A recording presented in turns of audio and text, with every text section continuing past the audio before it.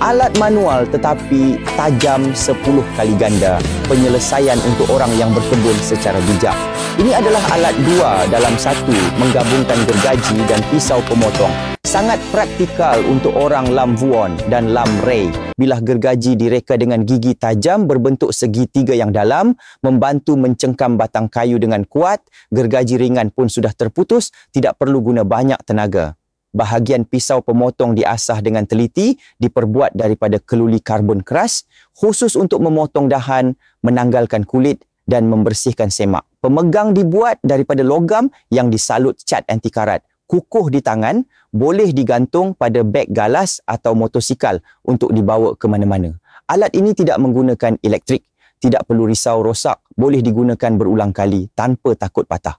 Khususnya, kedai kini sedang menawarkan diskaun hingga 50% untuk 100 pesanan pertama. Kuantiti terhad, cepat buat pesanan sekarang.